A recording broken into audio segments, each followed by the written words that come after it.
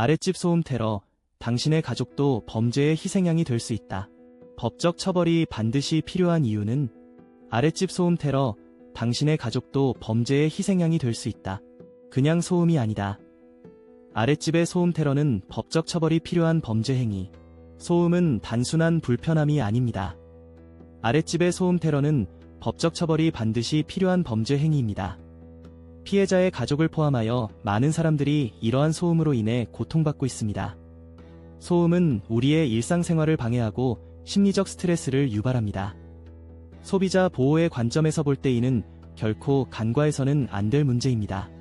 지나친 소음의 영향. 아랫집에서 발생하는 지나친 소음은 모든 세대를 아우르는 문제입니다. 대부분의 피해자는 일상생활을 영위하기 어려운 상황에 놓이게 됩니다. 소음의 예로는 밤늦게까지 이어지는 음악소리 다툼 심지어 경단소음 등 매우 다양합니다. 반복적인 소음은 수면의 질을 저하시켜 심리적 신체적 건강에 심각한 영향을 미칠 수 있습니다. 신체적 영향 수면 부족 두통 스트레스가 누적되는 등 신체 건강 악화, 심리적 영향 우울증 불안감 사회적 고립 등 심리적 요인에 의한 문제. 아랫집 소음 테러는 특히 어린이와 노인의 건강에 더 큰 해를 끼칠 수 있다는 사실을 잊지 말아야 합니다. 이들은 쉽게 영향을 받으며 소음에 대한 저항력이 낮습니다. 소음 테러의 범죄적 성격. 아랫집에서 발생하는 소음 테러는 단순히 사소한 민원이 아닙니다. 이는 범죄 행위로 간주되어야 하며 법적 처벌이 필요합니다. 설명하자면 이들 소음의 상당수는 의도적으로 타인을 괴롭히기 위한 행위로 해석될 수 있습니다.